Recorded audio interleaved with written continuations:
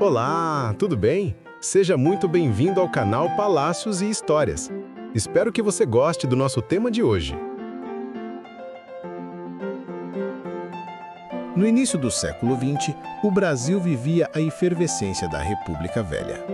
A capital, Rio de Janeiro, passava por um processo de modernização intensiva, com reformas urbanísticas iniciadas pelo prefeito Pereira Passos e tendo continuidade com seu sucessor, Souza Aguiar, que remodelava sua paisagem para se assemelhar às grandes capitais europeias como Londres e Paris. Em meio a essa ambição modernizadora, com suas belas construções nos mais variados estilos arquitetônicos na recém-avenida Central e Beira-Mar, a cidade se preparava para um evento monumental, podendo, assim, mostrar que a capital federal estava pronta para receber visitantes de todas as partes, com tamanha beleza e, ao mesmo tempo, expor ao mundo seus produtos, aumentando sua capacidade de exportação. E foi nesse contexto que foi realizada a Exposição Nacional de 1908.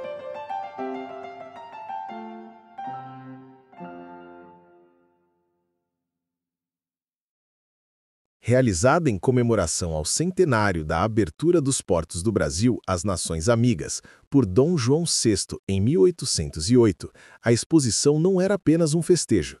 Ela representava uma vitrine ambiciosa do progresso e da capacidade do Brasil de se equiparar às nações desenvolvidas. O objetivo era apresentar um retrato do Brasil civilizado e de sua pujança econômica e cultural, se afastando do seu passado retrógrado que, para alguns, era a cara da monarquia.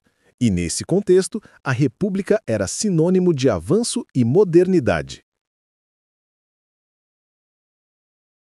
Inaugurada no dia 11 de agosto de 1908, a exposição atraiu milhares de visitantes e transformou a paisagem da Praia Vermelha e da Urca, locais escolhidos para o evento.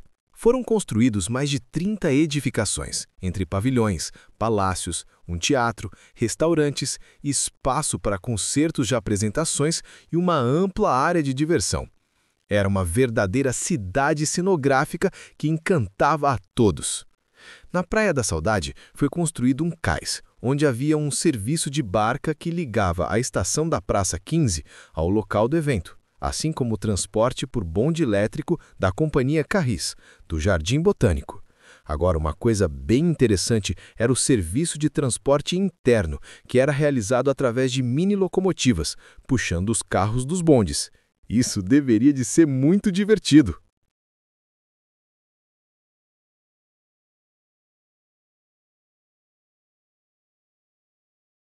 A Cidade e Exposição, sua arquitetura e cenografia. A arquitetura das construções era um verdadeiro show de ecletismo, uma mistura de estilos que simbolizava a modernidade. Havia desde edificações neoclássicas a pavilhões com inspiração mourisca, como o que representava a fábrica de tecidos Bangu, outros em estilo renascentista, como o Pavilhão de Portugal, egípcio, destinado a concertos e apresentações, ecléticos, como os de Minas Gerais, São Paulo e Bahia, e até mesmo um Petit Palais das Américas, no caso, o Palácio das Indústrias. O efeito era de encantamento e deslumbramento para os visitantes. Tamanho era o conjunto de beleza e grandiosidade das obras, monumentos e detalhes que nos impressiona até hoje.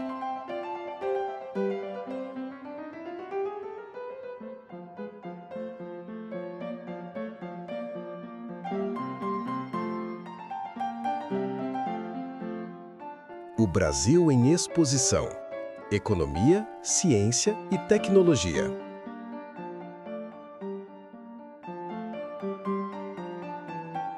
A exposição serviu como uma vitrine do desenvolvimento nacional, uma grande plataforma para apresentar ao mundo a imagem de uma nação próspera.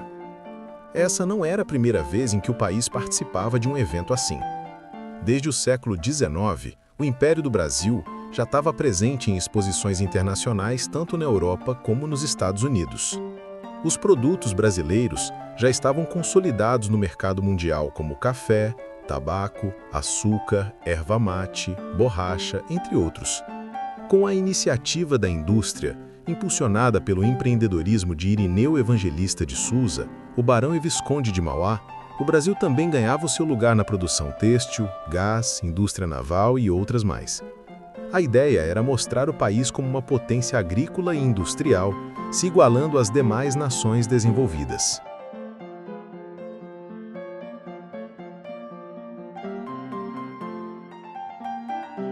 A ciência também teve seu espaço, com pavilhões dedicados à saúde pública e ao conhecimento técnico.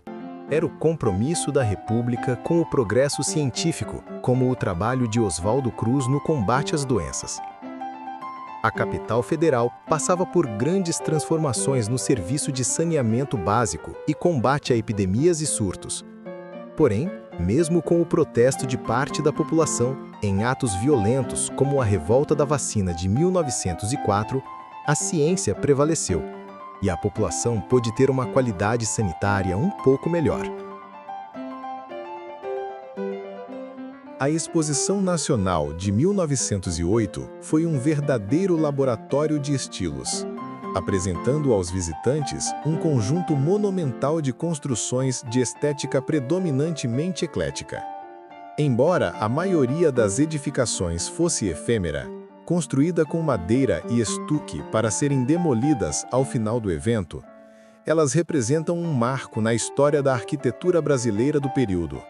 Nesses palácios e pavilhões, os estados da federação e diversas instituições exibiram seus avanços na indústria, agricultura, ciência e arte, oferecendo uma visão ambiciosa e otimista do futuro do país.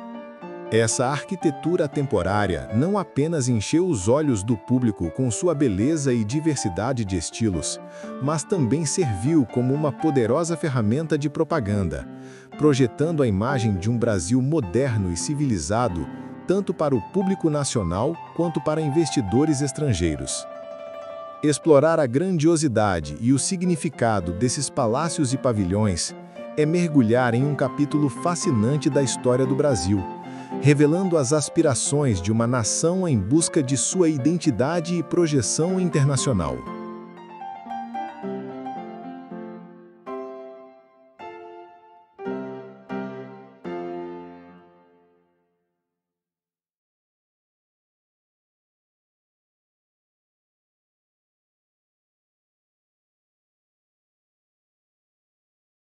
O Palácio do Distrito Federal foi construído na praça que ficava no centro do terreno da exposição, em uma área de 1.100 metros quadrados, pelo engenheiro Francisco Oliveira Passos, também responsável pelo projeto do Teatro Municipal do Rio de Janeiro. A construção possuía ampla rotunda com uma cúpula em vidro transparente com uma flecha encimada pela bandeira do Distrito Federal. Sua decoração era sóbria e os ornamentos eram as armas municipais e a alegoria da República, representada por uma cabeça feminina.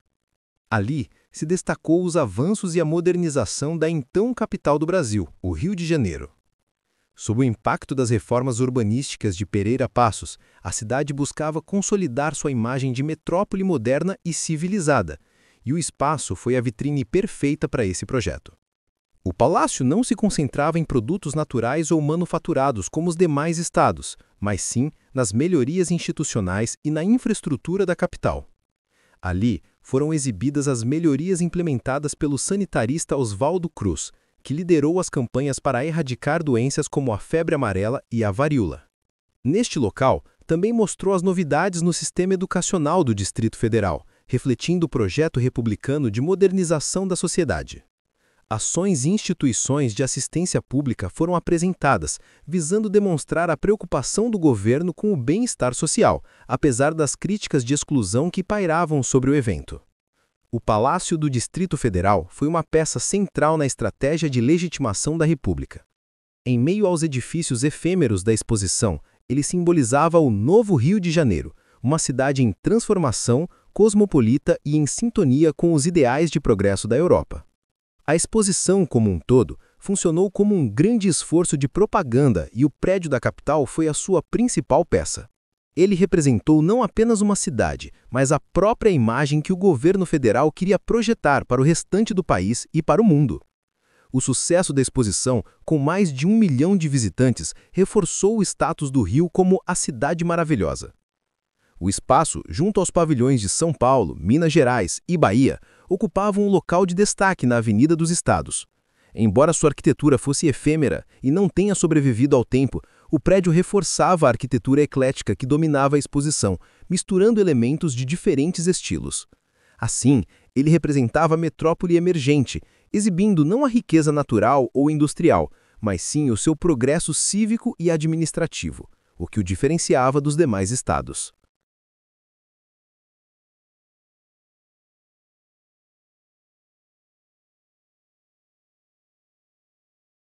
Se fôssemos falar de cada pavilhão representando seus respectivos estados, o vídeo teria pelo menos umas 2 horas de exibição, pois, como já dissemos, esse evento foi grandioso. Mas agora, ao som de um grande sucesso musical da época, executado pela banda da casa Edson, te convidamos a fazer uma viagem no tempo a exatos 117 anos atrás, entre os palácios e as histórias que marcaram a sua época.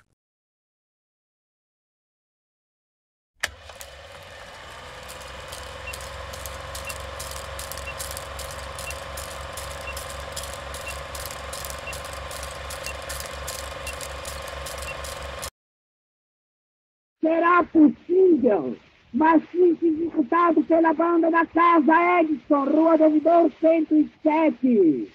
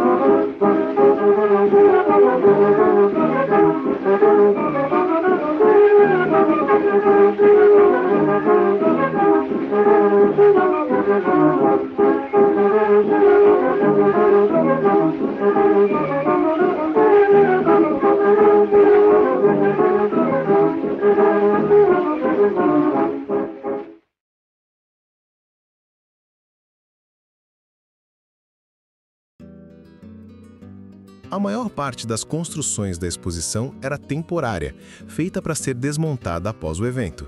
No entanto, o legado simbólico da cidade-exposição permaneceu.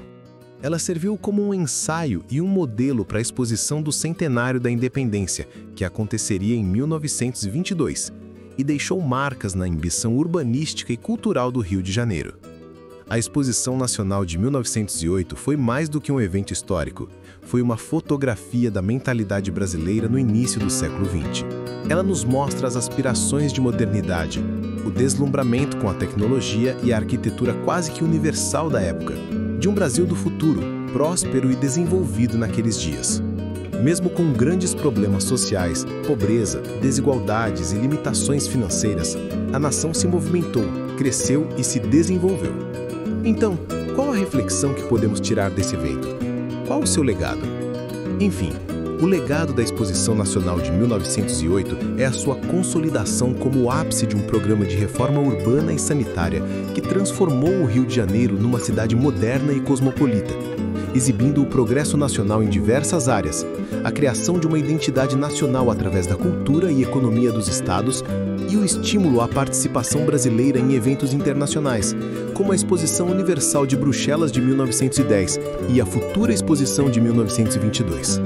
A exposição funcionou como um inventário do país, mostrando o desenvolvimento do Brasil para os próprios brasileiros.